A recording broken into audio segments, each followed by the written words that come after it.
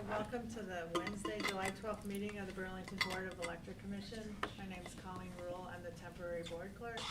The July meeting is the Burlington Electric Commission's organizational meeting, and the first order of business is to elect the officers. At this time, I open the floor for nominations for chair for the commission. I'll nominate Commissioner Moody.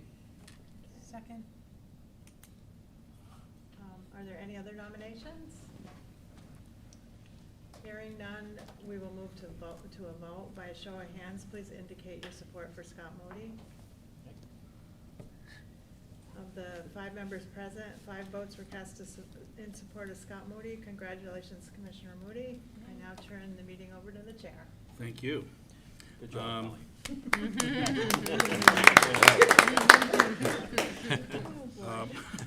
I'll now take nominations for vice chair. Are there any nominations for vice chair of the board? I nominate Commissioner Whitaker. We have a nomination. We have a second. I second. We have a second. Are there any other nominations? Hearing none, all those in favor of Commissioner Whitaker as vice chair, raise their hand. Aye. With 4 votes, or I don't know if you did you. I'll vote for myself. There we go. 5 votes for Commissioner Whitaker. Commissioner Whitaker is vice chair. Congratulations. I'll take nominations for board clerk. I'll nominate Lori Lemieux for clerk. One nomination for Lori Lemieux. Second. Seconded. Do we have any other nominations?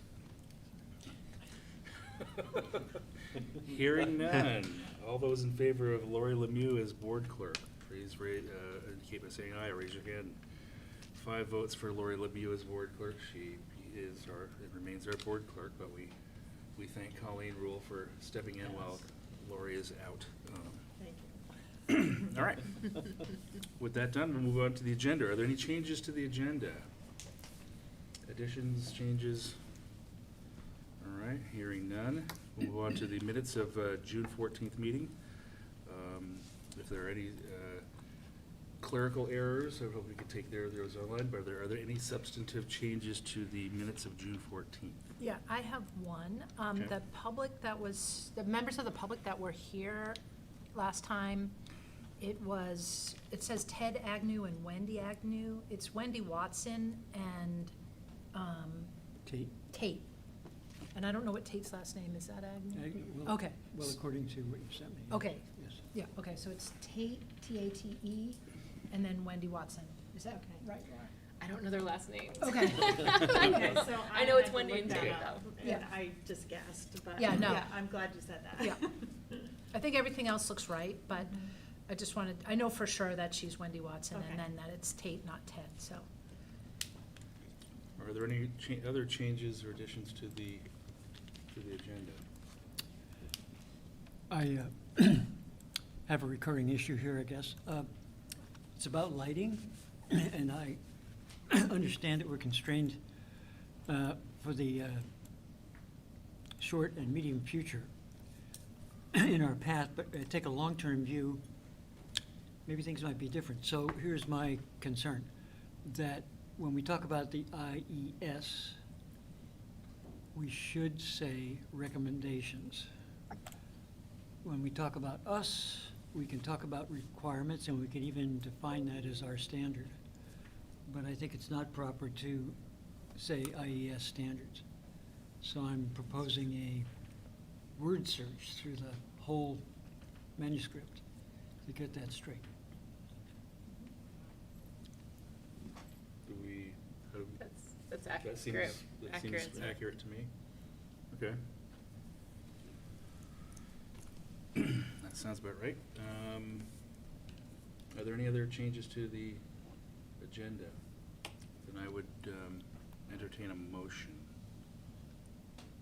Wait, to the minutes, you mean? To the minutes, right, sorry, the minutes rather. Yeah. Motion to approve With changes? with changes. So Second. moved. Are there? Second. Do we have a second? Second. All in favor indicate by saying aye. Aye. Aye. All opposed indicate by saying nay. The ayes have it. The minutes are approved from June 14th.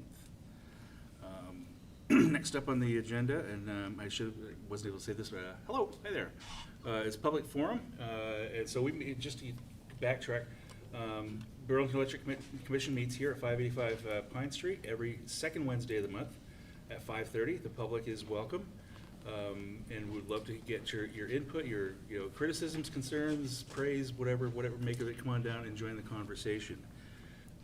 That being said, now is the time for said conversation. And do we have any members of the public either in the room? I don't see anybody in the room. Are there any online? No. All right, with no members of the public here, I just want to reiterate again, 585 Pine, 5:30, second Wednesdays of the month. Come on down, join us, join the conversation. It is your electric utility too. All right, moving on to Commissioner's Corner. This is a point where commissioners have a chance to talk about any items that concern them or things that have happened over the next month that they want to share, and I open the floor to commissioners for that discussion. I want to thank Emily and Chris for responding to questions that I sent to you. Thank you very much.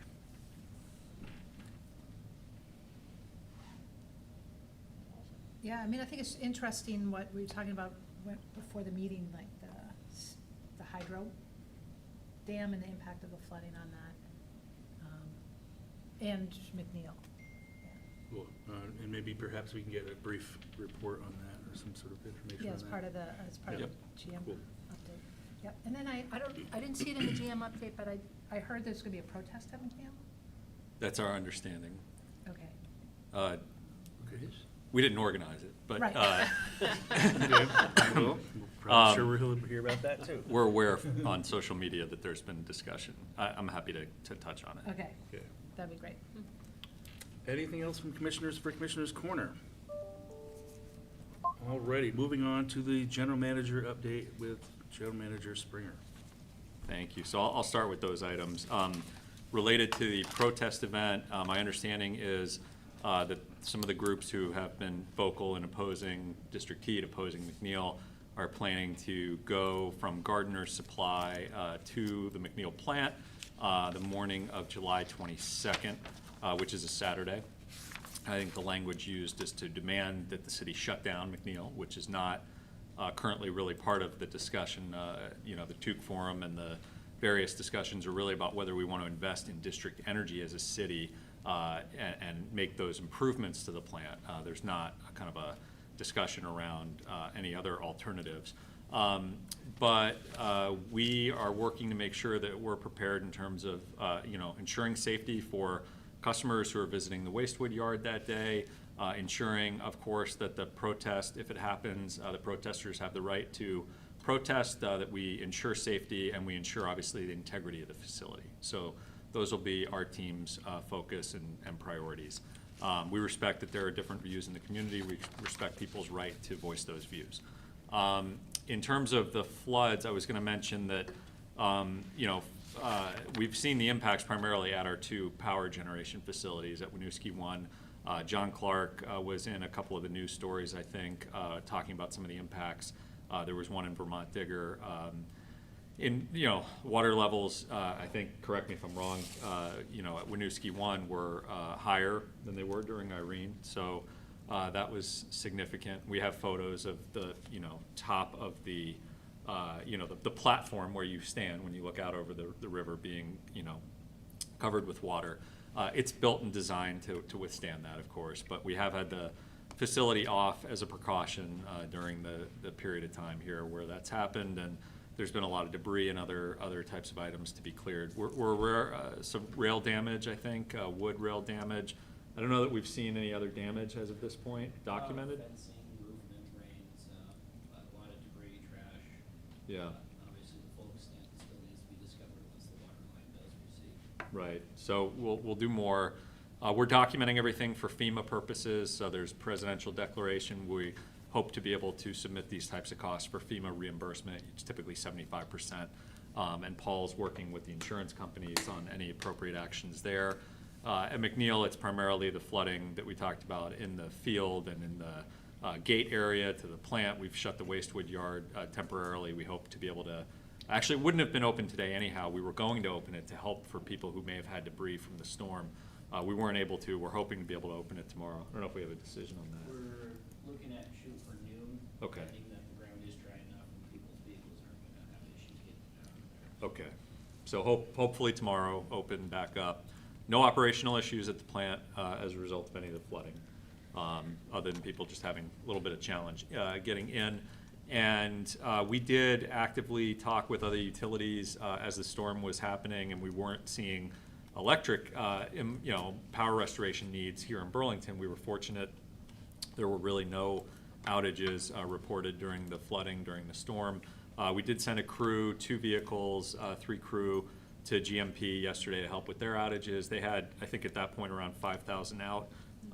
Been in touch with Washington Electric. They have recovered most of their power outages, restoration work. And in the areas where they couldn't, it's not for lack of crew, it's because they can't get to the site. So this was one of those situations where it's not as if we had, 50,000 people out and there weren't enough line workers to get there. It was, more limited number of people out, but not access to the sites. I've anecdotally heard that there have been situations where line crew have had to hike to a site with their gear and then go up and restore power. So obviously we are glad we were able to send a crew down to help. Wish we could do more. And we'll be looking for ways, not just BED, but the entire city to engage. I know DPW has sent trucks and is helping to pump out where people have floods in their homes and their basements. I know that the mayor's offered support for all the communities that were impacted. So obviously recovery will be a longer road, and we'll look to be as helpful as we can in that regard. I'll stop there if there are any questions or comments. Okay.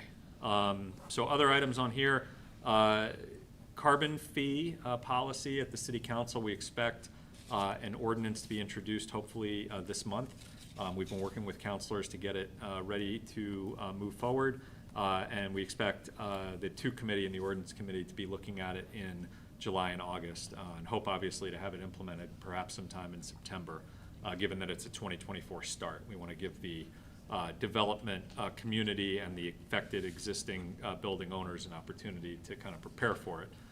So hopefully giving a few months there between when it might be enacted and implementation, but it's a decision of the council, and we'll be working with them on that. District heat. So I have a concrete time frame for district heat. We're at that point, and in fact, for the September meeting, depending on how things go, we may want to plan for some in-depth discussion around it. So we have now, this is kind of a unique moment for this project. So we have actionable customer term sheets for the first time ever with district heat. We have the pricing that's built in is based on the actual construction pricing for the project, the expected financing costs. The system is fully designed and engineered. There's one piece that's left. We know the cost of it, but we're doing some additional final design on a piece near the medical center where we had a change based on their facilities team outlining a different path for one piece of the project, which was fairly recent. But other than that, we are looking at a essentially fully designed and engineered project, and we're having the conversations over the next 2 months, essentially with the customers, with the medical center, with UVM, with the city itself, of course, to see if there is a desire to have a go decision on the project. If the financials work for the key partners, and if there is a desire to move forward and we can have signed term sheets to that effect, the idea is we will have work sessions at the City Council on September 11th and September 18th, where we would present, answer questions. There'd be forum, obviously, for discussion, both public discussion, I'm sure, public comment, as well as counselor questions and discussion. And then if we stick with that time frame, the expectation is there could be a vote at the council as early as October. And just to be clear, that the council would be voting on 2 things potentially. One would be the idea that we can have an agreement between McNeil and the district heat system to provide steam at certain terms, certain pricing, certain period of time, certain structure.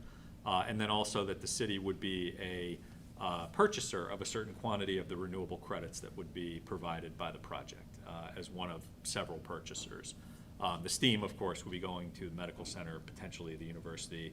Some condensate return would be available for the Intervale Center if they decide to join on. So, you know, a lot of discussion on this in the community, a lot with the Tuke Forum, a lot of things going on. But we've done what we were supposed to do with this. We were asked to find out if there is a viable project proposal that would be that would pencil economically for the partners, that would be designed and engineered to work. We have that now, and now we have the moment where we can find out, is this something that the various partners want to advance? And then if so, we will be able to take this to the city council for the appropriate work sessions and then consideration for a vote. If all of that happened, then you would move towards financing, you would move towards the completion of the permitting phase, you would move towards construction ultimately in 2024 and probably completion in 2025. So let me pause there, that's a lot. Yeah, it sounds like there's both a technical question and then a political one, is that fair? Technical in which way? Like, does it financially pencil out? Do the partners, are they willing to, does that seem like a good deal to them? Yeah, I think well, it's like an economic question. Yeah. Because the technical details, I think, are well agreed on for the actual kind of system design. Yeah, The protocols for operation. So it's an economic question, and it's not a question that can be viewed, I think, in isolation compared to the status quo, but it'll be a question of what does the next 20 years or more look like in terms of carbon abatement for this type of load?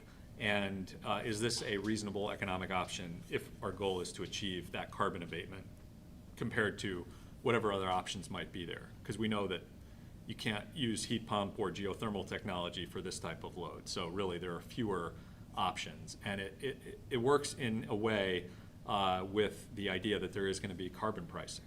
We've thought about that potentially at the federal or state level. The state's going to have the clean heat standard. And in Burlington, we're contemplating having a carbon price for, replacing fossil fuel equipment. So this is also has to be viewed in light of that policy as well, I think. And then certainly there's a political dynamic to it as well. Could you say a bit more about the recs? Yeah, so they're not actually RECs per se, because RECs are, I always think of RECs, they're a tradable New England market, commodity. These would be renewable credits in the sense that they would represent the environmental attributes from the project. And if you were an entity, an organization making an environmental claim by purchasing them, whether you're the city or the hospital or UVM, for the quantity that you purchase, you'd be able to say, we're using X amount of renewable thermal fuel, we're abating X amount of carbon as a result of that.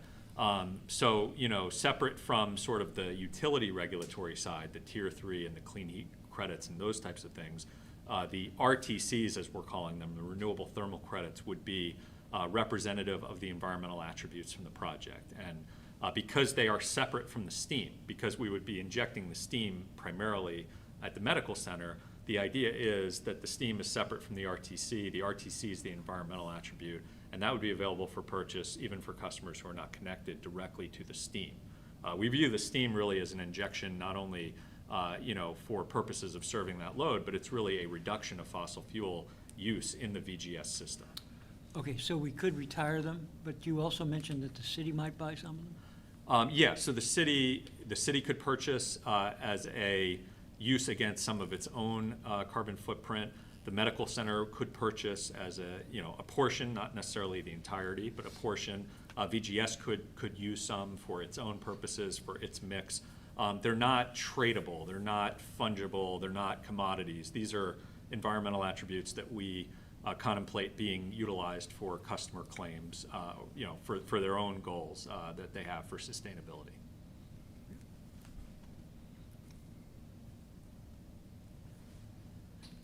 Any other questions on that? If not, I've got a couple quick items that are in here. We are likely going to participate in some sort of legislative working group on renewable energy standard. Hasn't been formed yet. We don't have any details, but that's a big topic certainly that's lingering. Wanted to let the commission know that since I wrote this update, we had a proposal for decision, so not a final decision, a proposal for decision on our FY23 rate case that proposed to disallow recovery of the Moran Frame Agreement in rates. Now, we have asked for an extension of time to provide comment back to the PUC on that. This is not a final decision, but I wanted to flag that that issue was raised, and we are working with council to provide a response, relative to that. So I can share more perhaps when we reconvene in September. Hopefully it'll be clearer at that point. But for the moment, we have that issue lingering. The FY24 rates will take effect as a surcharge for bills rendered September, not August this year, as we've done in the past. So we'll see that change. We are expecting the other change, looks like it'll be approved based on the proposal for decision, other than this issue that's lingering that we'll have some further discussion response on. And then lastly, this is kind of a good news item in a way. And I didn't quite put it this way in the update, but we are seeing really strong uptake for heat pumps and EVs to the point that we have obviously a finite budget under Act 151 for the use of the efficiency monies to supplement the Tier 3 monies and provide the enhanced rebates.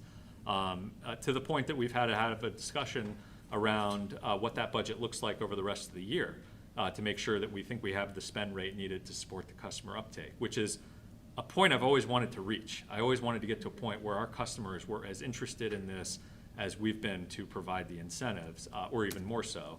The good news is that based on the bill that was signed by the governor, we will have additional resource in this space over the next several years, even if demand does stay at an elevated level.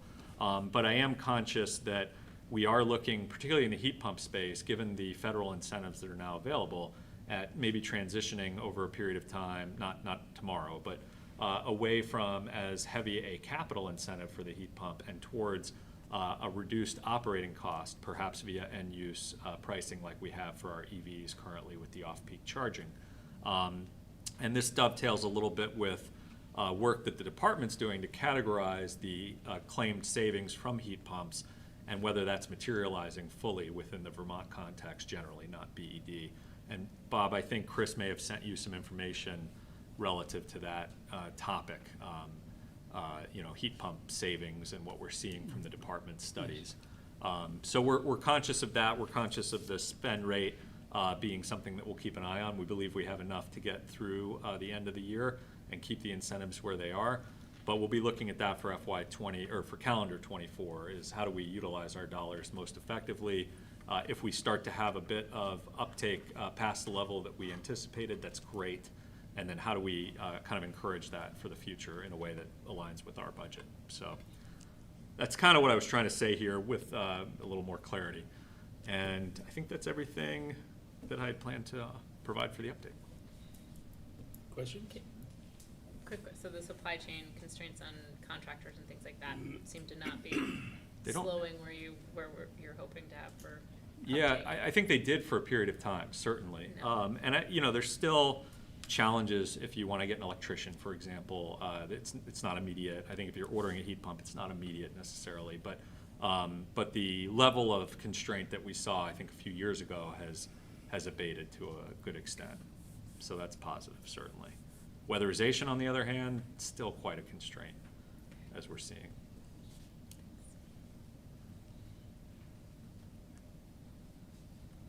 Yeah, it's taken about 4 months to get the people to come do my house. They're weatherizing my house in 2 weeks. That's Well, actually, it's not, yeah. that's fairly good That's time pretty frame. good. Yeah. If it's 4 month, I've 4 heard months, yeah. longer, for sure. Yeah. So that's not off base, but obviously we'd love it if there was sufficient contractor and workforce support to get it even quicker than that. So it's something we've talked about with CETO and we're interested in engaging on. Yeah.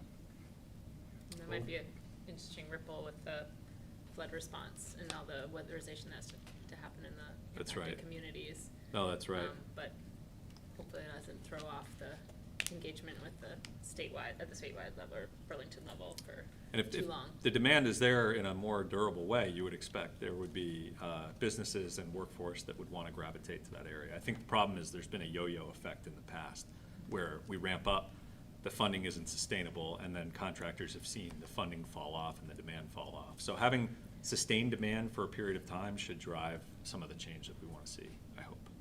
Yeah. Any other questions on the JAM update?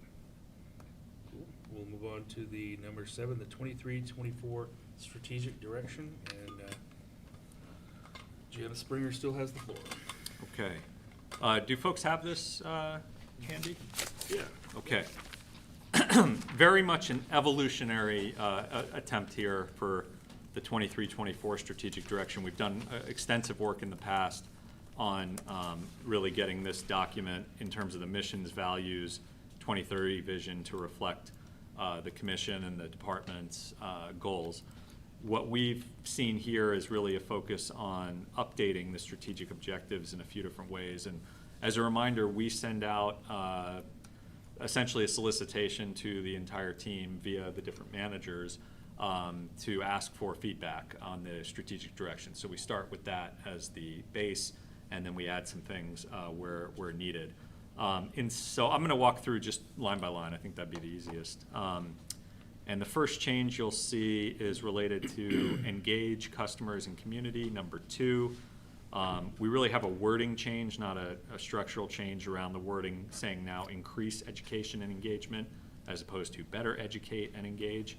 And then also adding and video with the idea, and some of this came from our equity analyst from ETA, who's putting a new lens on some of the wording here, the idea that we want videos as another way to provide customers with education opportunities. So I don't think terribly controversial, any of that, but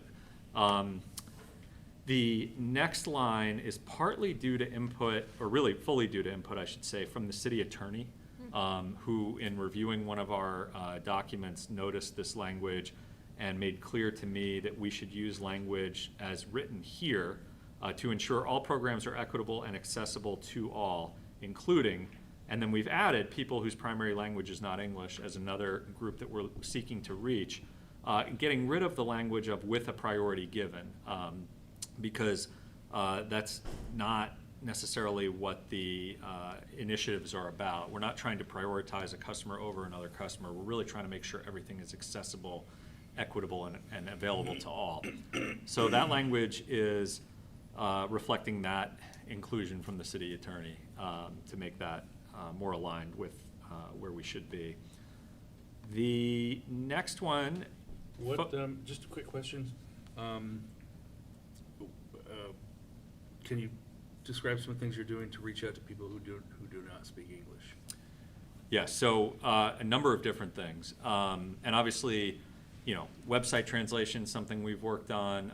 There is a language access policy from the city, from CEDO, that we're working to implement.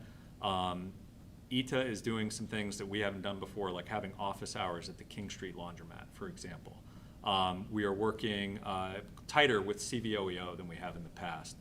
We've engaged with their racial equity office, they have a community ambassador program. We had our team do a meeting with their community ambassadors, and a number of folks, and it's similar to the City Trusted Community Voices program, where you have representatives from different New American and immigrant communities who are able to take information that we can provide and provide it back, not always in writing. One of the things I learned is the translation needs to be verbal in some cases as well. Having the written materials may not reach as many folks as you might want. So we're engaging in those types of forums as well, and that's just really the start. I see a whole lot of additional opportunity too, but I want to provide credit to our team and to ETA for thinking through some new things in this space. Excellent. I would also just suggest, I'm not sure if there could be a synergy, but as you know, I work for Channel 17. We also have the Vermont Language Justice project there, who Allison and her team may also be of help. Excellent. So I would suggest perhaps engaging them to see how they could be helpful too. No, that's good. I'm looking to see, I think Mike might be online, Mike Kanarick, who could note that as well. Okay. Sorry. Next item. Can I just say one more thing? Oh, yeah, of course. Sorry. I think this is incorporated in number 5, where you're talking about proactively seeking customer input with the help of existing and strategic community partners, but Right. that I appreciate the number 3 call out to direct engagement with specific communities, and Right. also then part of that engagement being that best practice of co-design and kind of having voices be incorporated into the process. No, definitely. And I'm aware as well of a grant application that we're working on with the Building Electrification Institute, who had staff here recently and who've worked with us on the policy side. And if we're successful and they get the grant, part of it is exactly along those lines, focused on residential decarbonization opportunities, engaging with CEDO, engaging with community groups, and being able to kind of craft policy in a cohesive and collaborative way. So very much along the lines of what we're trying to do. And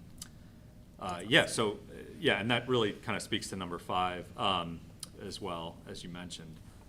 For number 4, very much just some wording changes here, evolving the traditional energy efficiency programs to complement strategic electrification efforts to drive deeper greenhouse gas emissions reductions, really along the lines of what we just talked about with Act 151. You know, we're in a new space. We've seen a lot of progress with traditional energy efficiency, lowering electric use. Now we're trying to reach a different goal, and we want those programs to work well together. But that was already in there, just some wording changes. And then lastly, in this section, providing website and other educational tools, so not limited to the website, is one of the changes, to help customers evaluate both cost and carbon outcomes as opposed to savings. We're not presupposing that there are savings in every event. From heat pumps, electric vehicles, and other electrification technologies relative to current fuel sources. So just getting a little more granular in what we're really trying to offer customers in terms of information, and not presupposing that there's savings in every scenario, because we know that there may be instances where it's not. So that's the changes in that section. Comment? Yeah, please. In number 4, in that section, you talk about greenhouse gas emissions. Yes. But in number 6, it's carbon. And Yeah. okay, and I also, so I would suggest consistency seems to be my thing. Fair enough. But also carbon versus carbon Dioxide. Yep. I think we should really watch that. I still think there are people out there in the world who are jiggering that for nefarious purposes. Understood. We will change that. I'll just say greenhouse gas emissions to be consistent, as you were saying, Yep. if that's good. We'll make that change. Methane from gas, for Right. example. We have no changes to report in the reliability section. Everything remains active and appropriate. We have a change in number 5 under the invest in our people, processes, and technology. Previously, this was focused a little more exclusively on remote work.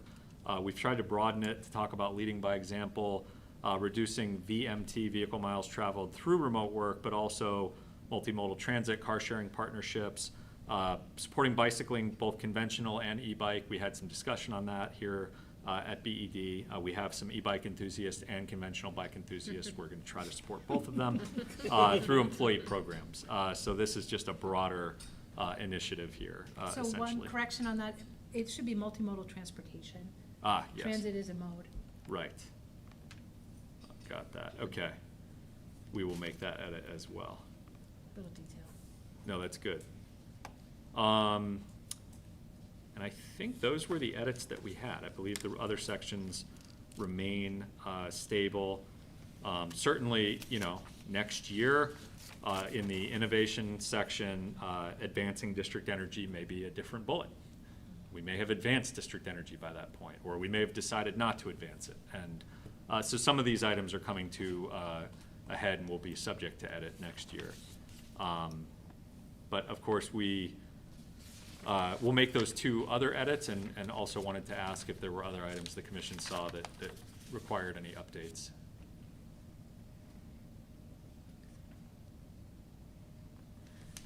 I don't have any other, I have a broader question still.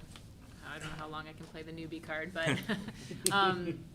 is there a way that you track down from that strategic plan to, I know every meeting so far, you've pretty much hit a lot of these, and so Right. I hear you reporting out, but is there any, just curious if there's any other way you kind of track the objectives? Seeing, just before I answer, I don't know if Mike had his hand up and I didn't see it on Teams. He might have had something he wanted to add on the language access before I answer that, if that's Yeah. okay. Mike, go ahead if you can hear us. Sure, I can. Just based on the questions I heard, I wanted to let you folks know that we've done a couple of things, and Ita's really been spearheading it. One is we have a new flyer that's it basically is titled Need Help Paying Your Bill, and it talks about the 12.5% energy assistance program, and we've translated it into Vietnamese, Swahili, Somali, Lingala, Kirundi, Bosnian, French, and English, of course. And ITA's working on making sure that these flyers find their way to the communities where those languages are spoken. And then, Commission Chair Moody, to your point, we have been in close touch with Allison Seagars at Channel 17 TV with the Vermont, the Vermont Language Justice Project. In fact, just as recently as Friday, Ita was emailing with Allison about a video we're working on. We're trying to create a very short video that helps people basically understand their electric bill. And so we're making some good progress in making sure we connect with as many members of our community, no matter what language they're speaking. Excellent. Thank you for that, Yeah, no, Darren. thank you. That's great. Thanks, Mike. So in terms of the strategic direction, so a couple things. We post it all around the building and on our website, so people are aware of it. They see it. It's our one-page document. We include it and kind of reference to it in a variety of contexts, including sometimes with job applications, job interviews, talking about the strategic direction goals. We track a number of the initiatives via our dashboard. And in some cases, we have additional reporting like the Net Zero Roadmap that really tracks kind of other pieces of it.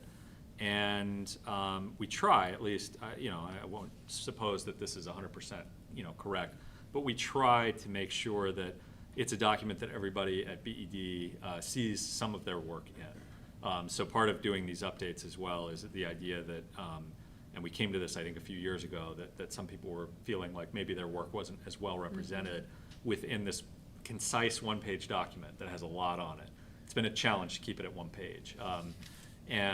So I think we've done some work to really capture a piece of everybody's contribution, hopefully, to BED and to the net zero mission kind of within it. So it serves some kind of data-driven purposes in terms of kind of the dashboard, the net zero roadmap, but also more, hopefully, kind of inspirational, collaborative purpose as well, if that's fair. Sounds great. Other questions?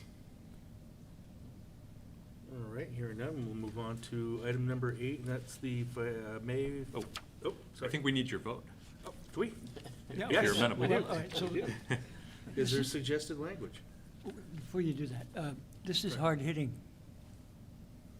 Good. Thank you. Thank you. And obviously, I don't know if we do have motion language. I think it would be to adopt the 2023-2024 strategic direction with the 2 edits that I think we captured here. So with the draft, with those 2 edits from Bethany and Bob as well. You got something wordsmith? What's that? You got something wordsmith? Well, I did. So you want a motion? Please. do. Oh, Well, I move that we accept the strategic direction as presented, subject to 2 or 3 corrections which were suggested here tonight. Motion's been made. Do we have a second? Second. Made and seconded. Discussion on the motion. Hard-hitting. Hard hitting. Alrighty, all in favor of the motion indicate by saying aye. Aye. All opposed indicate by saying nay. 5 ayes, the motion passes. Thank you. All right. Now we'll go on to number 8, the fiscal year 23 May financials. Brace yourselves. a lot of red.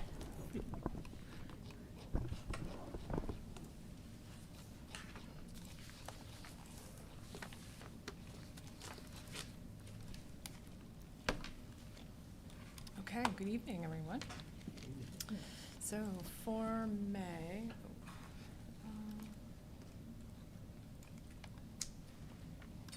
on a second, let me try to scroll this so you can see the bottom. There we go. That's better. Yes, so for the month of May, we had a net loss of $540,000 compared to a budgeted net income of $836,000. So about 1.4 million, rounding up, worse than budget. Looking at the details of that, starting with operating revenues, sales to customers was worse than budget by 388,000. We're down only about 2.2% for the year to date in terms of sales revenues. Other income was mildly unfavorable, a variance of 103,000. Most of that timing of EEU reimbursements. And then power supply revenues or REC revenues, there was a negative variance of 1.5 million, but if you recall, that's because you received the REC revenue in April, where we had a positive variance, instead of in May, where we had budgeted to receive it. Now moving to operating expenses, power supply expense net was about $350,000 favorable to budget. Always some various puts and takes within that large amount. Fuel was favorable by $495,000, largely because McNeil was offline during the month of May, or most of the month of May. Due to economics, energy prices were fairly low, so we stayed offline to conserve wood and build wood supply heading into the summer. Transmission fees were $65,000 favorable to budget, and purchase power was $209,000 worse than budget. That included a $38,000 Mystic charge, some variances in the wind production, both positive and negative. And we were, because McNeil was offline, the ISO exchange was negative, but we were helped in that regard because energy prices were low. So we were taking power, but at relatively low prices. Other operating and maintenance expense was favorable to budget by $358,000. Favorable items within that, including labor and overhead due to vacancies, material and supplies due to timing, and EEU rebates due to timing. Looking at the year-to-date, we have an actual net loss through the end of May of $309,000 compared to a budgeted net income of $2.798 million. So that's a variance of $3.1 million, worse than budget. I think that's all I wanted to say at that point. Any questions on this slide? So I guess I just have this ongoing question, like what happens at the end of the year?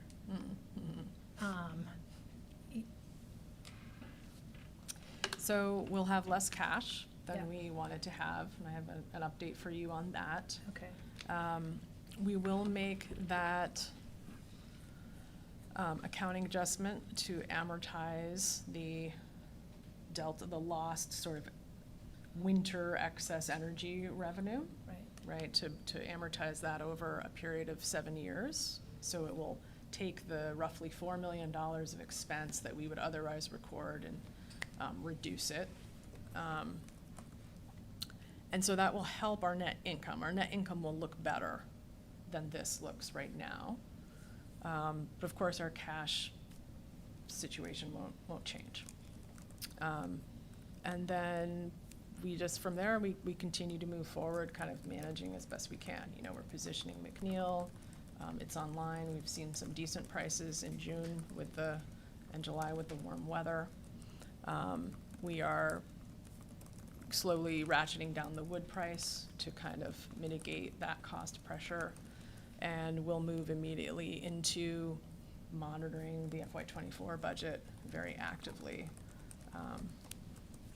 You know, as the year progresses. So Did that answer your question? Yeah, it's, I mean, it's just, so, I think the one thing that's I think is that the budget was that there was gonna be a lot of revenue that wasn't realized, Mm-hmm. but the negative piece is much smaller. Like you, it's 300,000, 309. Is that correct? Yeah, the net loss is smaller than that, right? But because we had budgeted a net income of, at this point in the year, almost $3 million. So, yeah, I mean, I guess, you know, what you could say is that we've managed to sort of cover expenses with our revenues, even with those revenues being diminished, you know, close, but not quite, Right. right? So that's why we've got that $300,000 Started variance. shrinking the spending to Mhm. match the reduced revenues. As best we And could, so yeah. that delta is not as, because the 3.1 number's big, but 309,000 seems really close Right. in the grand scheme of things. Yeah, It's no, not an I, actual loss of $3 million, it's just what they thought they were gonna. it's a go. variance, Exactly. it's a Yeah, variance it's to a weird budget. Actual, yeah, but. Yeah. what they thought And we were it, gonna- that's gets lost in all the numbers, I Mhm, think, and that's what mhm. I'm trying to, like, articulate, yes, like, Yeah. so you thought you were gonna earn more money than you were. Mhm. Yes, that's too bad, but you didn't overspend your resources by very much. And that's the thing that has to catch up, right? Mhm, Like, mhm. 'cause if I spend 300,000 more than I have, I've gotta find that $300,000. But if I thought I was gonna make 4 million, well, Right. too bad, but, yeah, I can, so I just think that story is a little bit, and I don't know if anybody's paying attention, other than us, and maybe that's our Right. job, but, that's the thing that I just, wanted to clarify and make sure that that's the salient point from my Mhm, perspective. mhm. Right, and that, you know, the so what of that, right, of what your net income or your net loss is it, you know, that's what shows up and affects your debt service coverage ratios, right? Because you didn't have as much income as you budgeted to have, right, in order to cover your debt service. So, you know, we are able to pay our debt service, right, but the ratio isn't as high. It's not as favorable. Yeah. And is it also the case that all the incentive programs, that's got other funds associated with them, so that, no, or is that also contributing to this? Some of them do, and some of them are being covered through the liquidity created by the revenue bond proposal in a way, in terms of how we finance and account for them. But the incentives are not the driver of this. Right, it's the energy prices. It's the energy prices, Mhm. yeah. And No, that's and just a it- real. I think people pay attention to this through what our rate change is.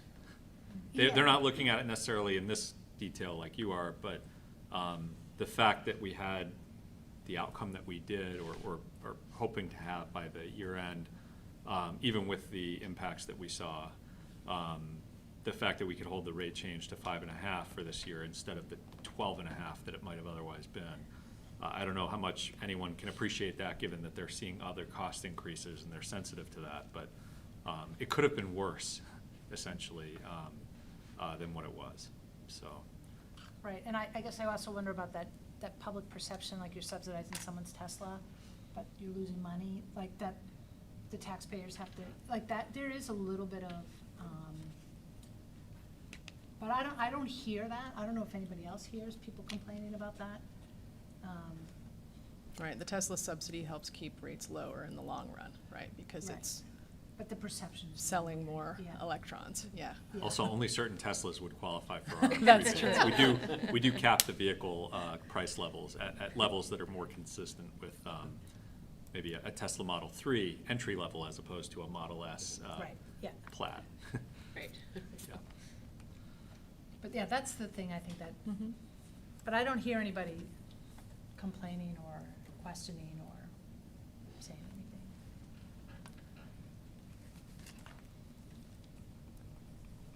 Okay, then with that, I'll go to our next section, which is on capital spending. So, by the end of May, we were about 81% spent through our capital budget.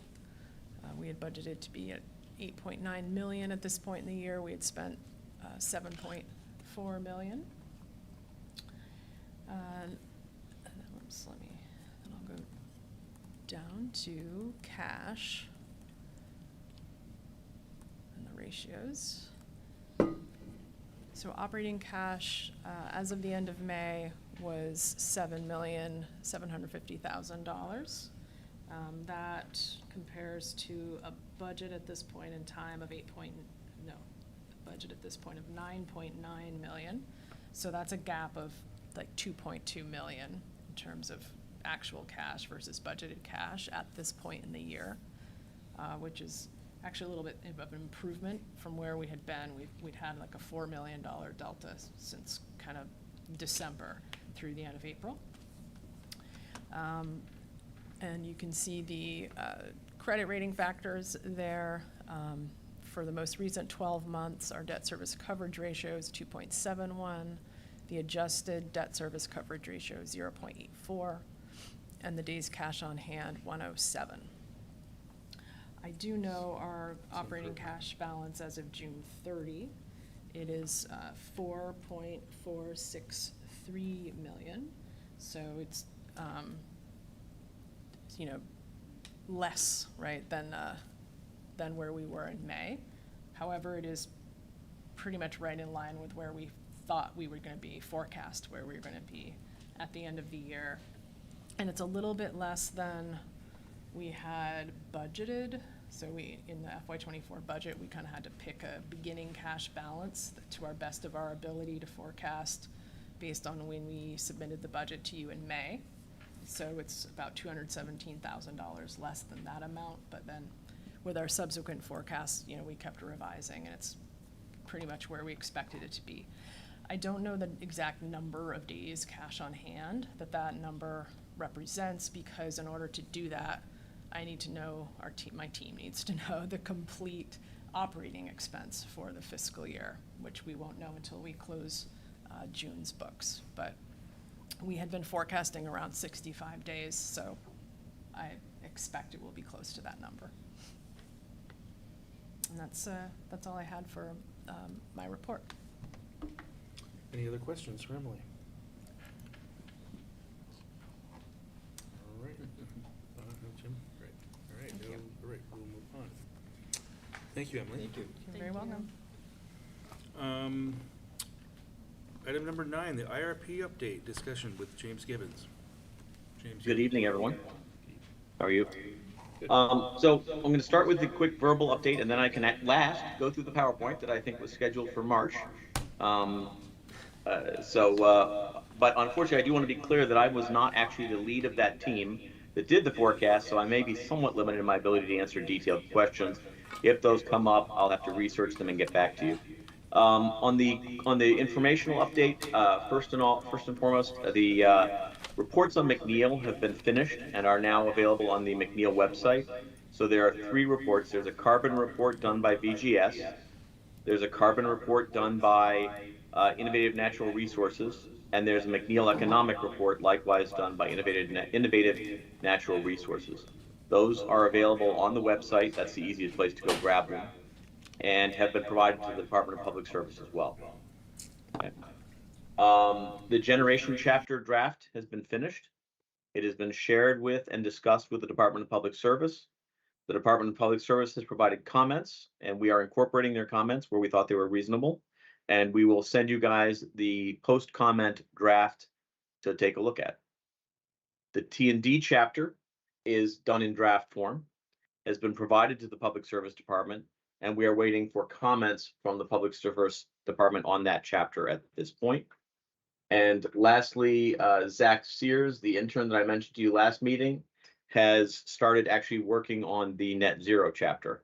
And that chapter will probably take out the section that simply regurgitated a lot of the net zero roadmap information, replace it with net zero roadmap update information in terms of actions taken to date and accomplishments to date.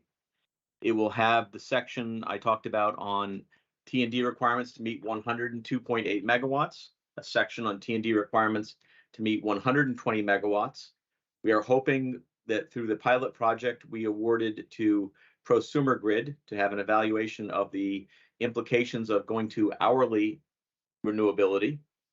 and we will have a discussion of district energy. Those are at least the plan right now, components of that chapter. And that is my comment update before I go to the PowerPoint. Any questions on any of those items? Okay. I will switch to the slideshow and share my screen, hopefully, and see if this works. I'm having a little trouble with that. Give me 1 second. Oh, there we go. Let me now see if I can actually share the screen. Well, the problem is it seems to take over my monitor when I do this, so.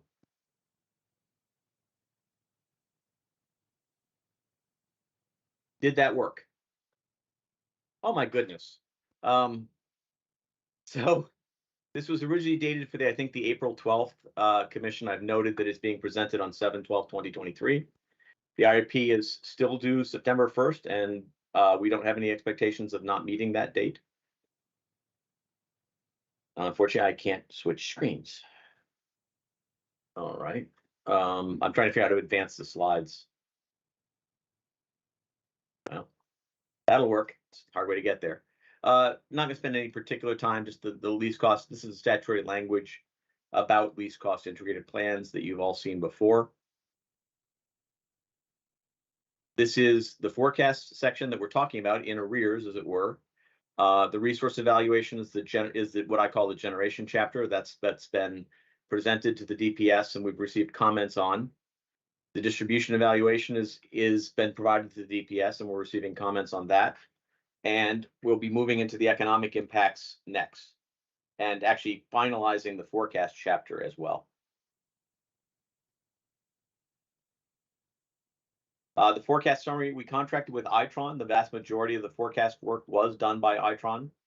The base case includes traditional information such as historical class sales, weather data, information we know on appliance saturations, economic data, and really represents a continued historical trend of solar, EV, and heat pump adoption.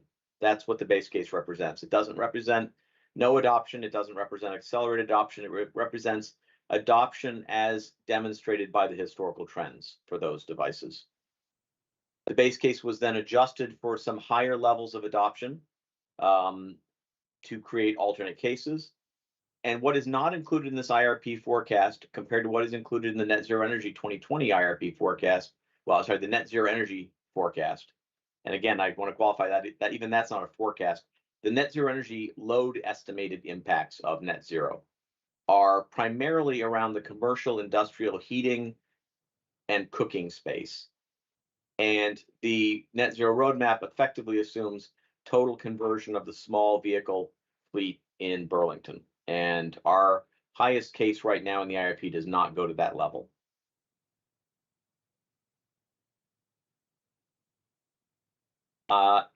Yes, I'm figuring out how to do the slides.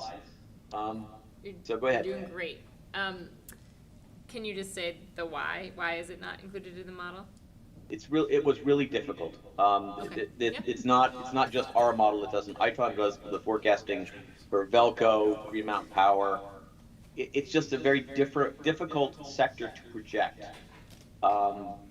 So it's not that we don't think anything will happen there, but there's not a lot of evidence of it yet, and it's not quantified. It is being covered in a way by us continuing to evaluate T&D impact scenarios that exceed the forecast here. And the way you would get to those T&D impacts is by converting some of the commercial heating and cooling, heating and cooking. So again, it's not that we're ignoring it. It's just not right now forecastable in our opinion. Okay. Just takes me a second to get to the slide switch. So this is effectively, I think we actually had talked about this slide already. This is the projected market share of light duty vehicles. The net zero roadmap effectively moves it to 100%. Right now we're capping at 81%. And those are increases and decreases, the high and low case against the base case that Itron generated. So in our high case, we're projecting an 81% EV adoption by 2042. Honestly, that's fairly judgmental. We did look at like GMP's adoption rates for EVs, and we're not inconsistent with those in our cases. I think their case falls within our bandwidth. It's not clear that we have the tools yet to get to the 98%. Again, I want to emphasize the roadmap was not a forecast. It was a statement of, if we give you a date of 2030 and 2040, what is required to be net zero by those two dates. And internally to that document, it didn't say it would happen. It said that's what we need to do, and that's what we're working towards. But right now, we're hesitant to put a 98% market share in our IRP forecast, keeping in mind the IRP forecast will be redone in 3 years. So it's an every 3-year analysis.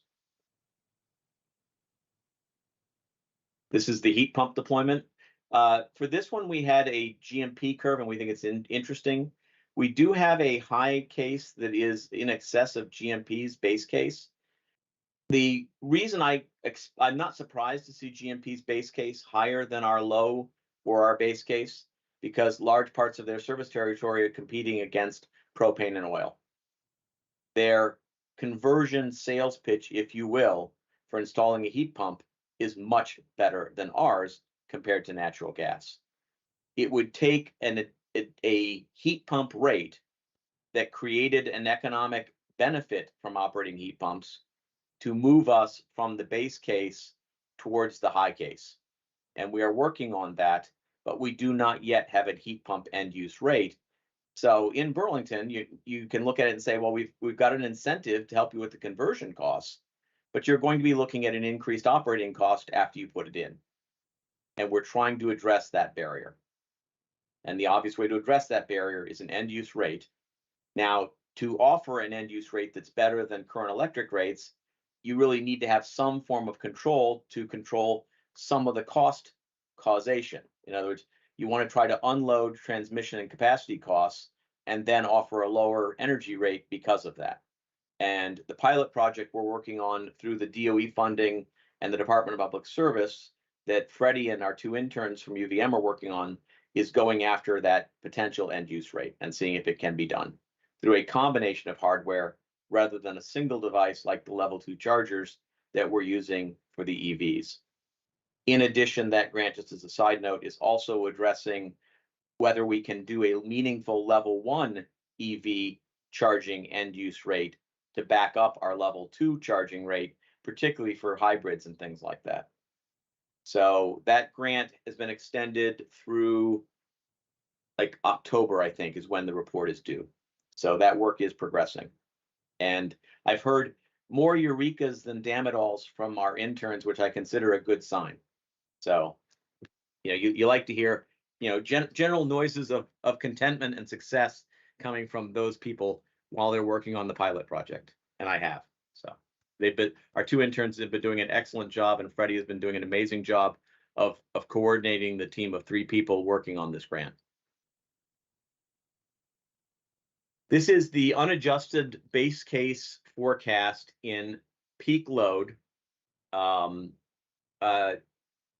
the right scale, winter and summer, and the energy forecast in the line on the left axis. So right now, we don't have a lot of growth in the load forecast, and we have some growth in the peak forecast, but we remain a summer peaking low utility under the base case forecast.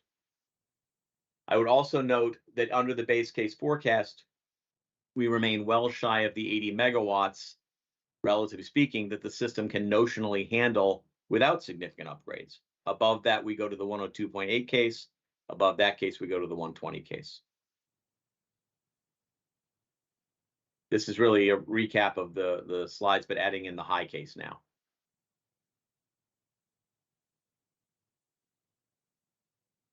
This one is the summer peak demand, and the high case doesn't change that peak demand very much. EVs, for example, are under load control in most cases, or in the majority of cases now, and they're forecast to be under load control. So they don't drive a lot of summer peak, and to the extent that we're picking up heat pumps, they may be replacing air conditioners at a higher efficiency, so we're not also seeing a lot of change in the summer peak. But if you look at the next slide, you can see what happens to the winter peak in the more aggressive heat pump scenario. Okay, that's where you see the load increase. Okay, that's the first place you see the load hitting 80 megawatts. Again, if you injected commercial, industrial heating, cooking, and water heating into this, now you exceed the 80 megawatts and move to the 100/120 range. Again, this is just a recap. This is the forecast of the winter and summer peak. Under the high case, you can see that we switch around 2031. Again, absent the assumptions about commercial space.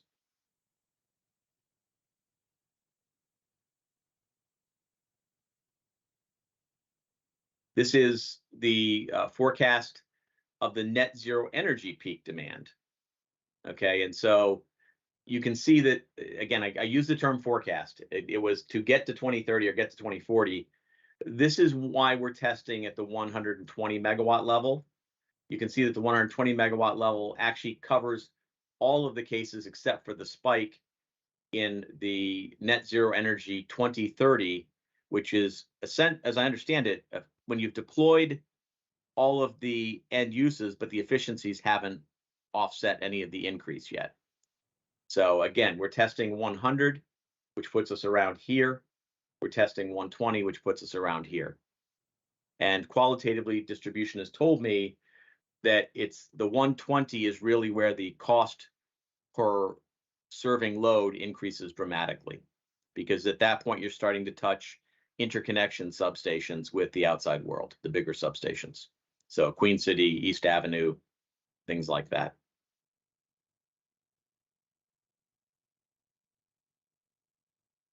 This is just the peak demand from the net zero energy versus the Itron.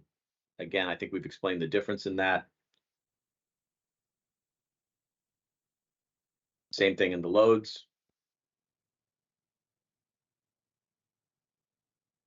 So here's where you can just sort of see how much commercial cooking, water heating, and commercial electric heat was in the net zero energy roadmap, and how it does explain something like the difference between the 80 megawatts and the 120 to 130. So this is backup to support that the forecast in or around 80, absent that commercial load, is not itself unreasonable, we don't think. Okay. Wow, Tom likes long PowerPoints. I keep thinking I must be at the last slide. I'm not sure exactly what this is showing, other than that EVs are not contributing to the winter peak day peak load. It's being added to by the heat pumps. And we'll never be able, I don't think, to take them all offline. So concurrently, like we can do potentially with EVs.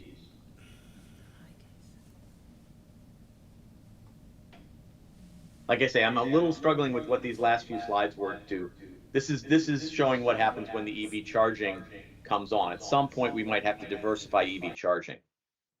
Or you created a peak that's driven in the evening by the EVs all coming online at the same time. And we knew that. That's why we've got the option in our rates for much more dynamic load control of EVs than a simple signal to turn charging on at 11 p.m. That's what we're using right now, where we've got a couple of hundred chargers. But if it were ever at full saturation, you'd need to do something more dynamic to keep that from happening, and we can. And we actually have a couple of dynamic chargers that are being actually field tested right now, where we're actually sending load control signals to the EV chargers to make sure that works. There we go. That was the last slide. Questions? Questions for James? So what's the right number? Absent the cooling load, I think 80, somewhere in the 65 to 80 range is the number for the foreseeable future.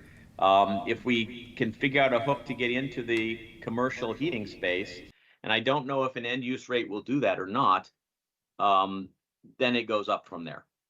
And obviously, to address the net zero roadmap, you need to address that large chunk of the market. But I personally, unless Darren has an answer, I mean, it's interesting. District Energy actually goes after a piece of that too, but it's a different piece that's separate and distinct in the net zero roadmap, I believe. Case, and how many years? Rephrase the question. I'm not sure I follow you. To maximum demand by when? When do we? Well, let me go back and see if maybe this answers it.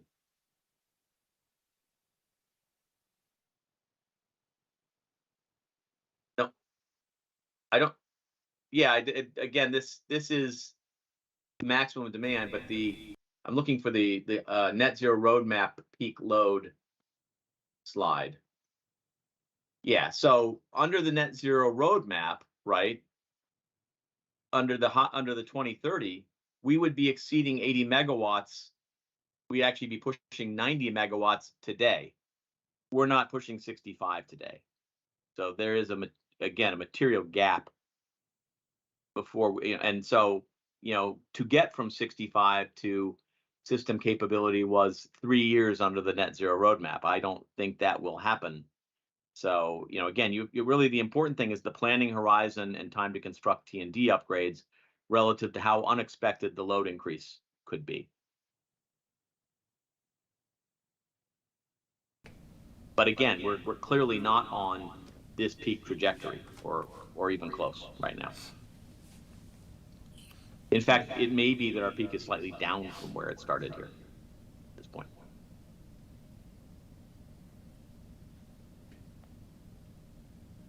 Any other questions?